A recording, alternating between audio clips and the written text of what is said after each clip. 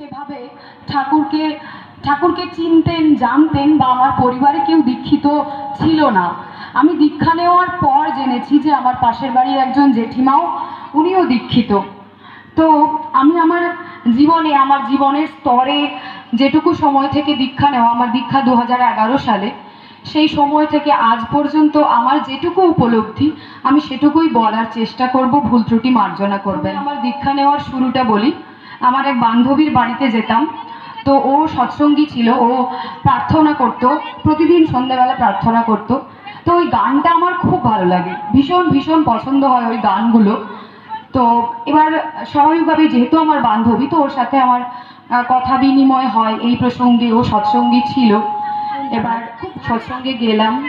তো সেখানে আমার অবশ্যই আরও সুন্দরভাবে সৎসঙ্গের ওই ভাইবসটা, ওই এনভায়রনমেন্ট, এবং আমার সর্বোপরি সাদা রং, চারিদিকে যেন একটা শান্তি, এটা ভীষণ অ্যাট্রাক্ট করে। এবং তারপরে যেটা অ্যাট্রাক্ট করে সেখানে হলো সৎসঙ্গী মানুষগুলো।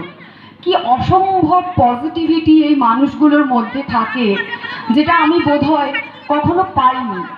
এবং তারপর যেটা হয় যে আমার মনে হয় যে আমিও এই এনভায়রনমেন্টটা পেতে চাই। প্রতিদিন, প্রতি সপ্তাহে একবার, প্রতি মাসে একবার অন্তত যদি আমি এই ভাইবসটার মধ্যে নিজেকে ইনভলভ করতে পারি, বোধহয় আমি অনেক বেশি হ্যাপি থাকবো, আমার অনেক বেশি পজিটিভ থাকবো। তো সেই মতো, এবং অবশ্যই ওই সৎসঙ্গে যারা দাদারা এসেছিলেন, মায়েরা এসেছিলেন, তারা আমাকে ঠাকুরের কথা বললেন। কিন্তু সেই দিন আমার দীক্ষা হয়নি। প্রায় 1 বছর পর, ঠিক পরের বছর ভাদ্র মাসে ওদের বাড়িতে সৎসঙ্গে আমি ঠাকুর আমাকে দয়া করে গ্রহণ করলেন সেই দিন। তো এরপর আমার যে অনুভূতিগুলো, এবং প্রথমে যেহেতু আমি বললাম যে আই এম নট রুটেড, আমি সৎসঙ্গী পরিবার থেকে নয়, যদিও প্রত্যেকটা মানুষই সত্তা রয়েছে, প্রত্যেকটা মানুষেরই ঠাকুরের, প্রত্যেকজন মানুষই ঠাকুরের। তো আমার কিছু অনুভূতি, প্রথমে মনে হতো যে এই ঠাকুরকে বোধহয় আমরা যদি সৎসঙ্গের আশ্রয় গ্রহণ করি, বোধহয় অনেক কিছু পাওয়া যায়, অনেক কিছু হওয়া যায় তাড়াতাড়ি করে, বা এখানে ব্যাপার আছে। প্রথম আমার যে ভাবনাগুলো ছিল, কিন্তু ঠাকুরের বাণী আছে, সাধু মানে জাদুকর নয় কো, বরং ত্যাগী প্রেমী। তো আস্তে আস্তে অবশ্যই যখনই আমি সৎসঙ্গের বা এই ভাইবসটার মধ্যে এলাম, ইষ্টবৃত্তি করলাম। এবং হ্যাঁ, আমার ঋত্বিক দাদা বলেছিলেন যে তুমি সবসময় চেষ্টা করবে ইষ্টবৃত্তির অর্ঘ্যটা অন্তত নিজের থেকে দেওয়ার, বাবা মার থেকে নয়। হ্যাঁ, তখন আমি একজন ছাত্রী ছিলাম, তো আমি রোজগার করতাম না। তো তখন আমার উপায় ছিল যে ওই ধরুন মামা বাড়ি গেলাম, মামারা যে 10 টাকা 20 টাকা দেয়, বা পিসিমণি বাড়ি যাওয়ার সময় যে 10 টাকা 20 টাকা দেয়, সেইগুলোকে বাঁচিয়ে রেখে ইষ্টবৃত্তি করার চেষ্টা করতাম।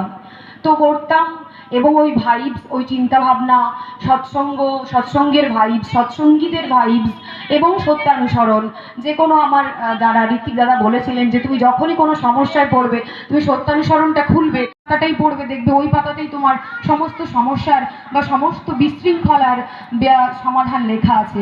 তো এই করতে করতে সত্যি অনেক কিছু আমার মতো অধমকে ঠাকুর অনেকটা দিলেন। আমি মনে করি যে আমার অনেক কিছু আছে, অনেক কিছু আছে। তো এবং তারপর আস্তে আস্তে সময়টা গড়াতে থাকলো, আরো বেশি করে চেষ্টা করলাম এই জগৎটার মধ্যে প্রবেশ করার। জানি না কতটা পেরেছি। তো এরপর আস্তে আস্তে দেখলাম যে না, সবকিছু মানে হয়তো সেই পাওয়াগুলোর বাইরেও বিশ্বাস টলায়, প্রচুর প্রশ্ন মনের মধ্যে, এটা কেন, ওটা কেন, ঠাকুর ওটা কেন বলেছেন, এটা এভাবে করলে কি হতো, প্রচুর প্রশ্ন। এই প্রশ্নগুলোর উত্তর খুঁজতে খুঁজতে এগোতে পিছাতে চালায়, প্রচুর নিয়মের মধ্যে, একদম বাঁধা ধরা নিয়মের মধ্যে থাকতে হয়। কিন্তু তবুও আমরা ওই জায়গাগুলোতেই আমাদের ছেলে মেয়েদের, আমাদের ভাই বোনদের চান্স পাওয়ানোর চেষ্টা করি। কিন্তু সেটা কেন করি বলুন তো? ওই নিয়মটা, ওই একটা বাঁধা ধরা, ওটা আমরা হয়তো ভাবি যে অনেক কিছু, কিন্তু না, ওটা প্রতিদিন করতে করতে ওদের মধ্যে যে অভ্যেস, একটা সুন্দর একাডেমিক পার্সোনালিটি তৈরি হয়। নট অনলি একাডেমিক, এবং মানবিকও একটা সুন্দর পার্সোনালিটি তৈরি হয়। ওই একটা সুন্দর একটা অর্গানাইজ নিয়ম প্রতিদিন অভ্যেস করার মধ্যে দিয়ে একাডেমিক বলুন, কো কারিকুলার বলুন, সমস্ত দিক থেকে একটা সুন্দর জিনিস সৃষ্টি হয়। আমি আরেকটা কথা বলতে চাই, তা হলো যে একটা কথা যে সৎসঙ্গীদের এই কথাগুলো না আমার মানে বান্ধবীরা, আমার বন্ধুরা, আমার পারিপার্শ্বিক মানুষজন আমাকে যখন প্রশ্নটা করে আমি তৎক্ষণাৎ উত্তর দিতে পারি না। আমার মনে হয় হ্যাঁ সত্যি তো ও তো ঠিক কোশ্চেন করলো। তো আমি যখন সেটা বাড়িতে গিয়ে ভেবে দেখি যে সেটা তাহলে কি এবং কেন, এবং তার যে বাস্তবিক মানে এই উত্তরগুলো না আসলে কোথাও লেখা থাকে না। আপনি যদি আপনার পারিপার্শ্বিকটাকে পর্যবেক্ষণ করেন তাহলে হয়তো এই উত্তরগুলো আরো সুন্দরভাবে পাওয়া যায়। যেমন একটা কথা যে ঠাকুর জোর করেন দীক্ষা নেওয়ার জন্য ইত্যাদি প্রভৃতি যে ব্যাপারগুলো, এই প্রসঙ্গে আমি ঠাকুরের একটা গল্প বলতে চাই। ঠাকুর একবার কেষ্টদাকে বলছেন, কেষ্টদা আপনি আপনার ছেলেকে একটুখানি সাঁতার শিখিয়ে রাখবেন, আমি দেখবো। তো ঠাকুর বলেন, দাদা শেখাচ্ছেন তো কেষ্টদা? হ্যাঁ। উনি বললেন যে হ্যাঁ আমি শেখাচ্ছি। তো এরকম চলতে থাকলো। তারপর একদিন হঠাৎ ঠাকুর বললেন, কেষ্টদা চলেন তো, আপনি কেমন আপনার ছেলেকে সাঁতার শিখিয়েছেন আমি চলুন আমি দেখবো, চলুন ওকে পর্দায় ডাকুন। তো পর্দায় নিয়ে গেলেন সাঁতারের দেখার জন্য। তো সেখানে গিয়ে উনি নামিয়ে দিয়েছেন ছেলেকে, শ্রদ্ধেয় পণ্ডিতদা। তো ছেলেকে নামিয়ে দিয়েছেন এবং ছেলে যাচ্ছে, সাঁতার কাটছে। ঠাকুর বলছেন আগায়ে যাও, আগায়ে যাও। তো ছেলে আরো এগিয়ে যাচ্ছে। পণ্ডিত কেষ্টদার তখন ভয়ে প্রাণটা একটা কেমন করছে, যতই হোক উনি তো পিতা। তো ছেলেটি এগিয়ে যাচ্ছেন সুন্দর ছেলে। ঠাকুর বলছেন আগায়ে যাও, আগায়ে যাও। এরকম ভাবে করতে করতে একটা সময় ও মাঝ সমুদ্রে চলে গেছে এবং প্রবল পদ্মার যে ঢেউ, সেই ঢেউ মানে প্রবল ঢেউ। তখন ঠাকুর বলছেন আগায়ে যাও, আর ছেলেও এগিয়ে যাচ্ছে আরো ঢেউয়ের মাঝে। তো তখন কেষ্টদা থাকতে না পেরে উনি ঝাঁপ দিয়েছেন এবং ছেলেকে তুলে নিয়ে এসেছেন। তখন ঠাকুর জিজ্ঞেস করছেন যে কেন তুমি, আপনি তো আপনাকে বলিনি নামতে, আপনি কেন ওকে তুলে আনলেন?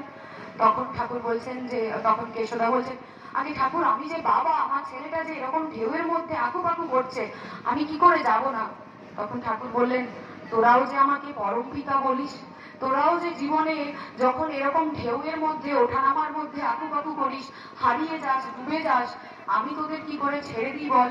তাই তো আমি দুয়ারে দুয়ারে তোদের জন্য মানুষ পাঠাই, যাতে মানুষগুলো এই যে বর্তমানে অবিন দাদার ঐশী প্রেরণায় যে ডিপি ওয়াচ চলছে তারই এক প্রতিফলন মাত্র, তারই এক অনুষঙ্গ মাত্র।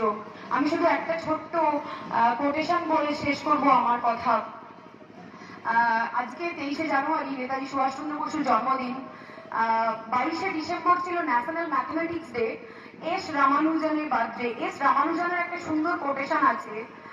উনি বলেছেন according to me an equation is nothing unless it express a thought of God. একজন এত বড় ম্যাথমেটিশিয়ান উনিও বলেছেন যে ভগবানের কাছে বিনায়িত হও। আমাদের জীবনের ইকুয়েশন, আমাদের জীবনের গ্রাফ যদি ভগবানকে এক্সপ্রেস না করে আমাদের জীবনটাই হয়তো বৃথা। সবার মঙ্গল প্রার্থনা করি। জয় গুরু।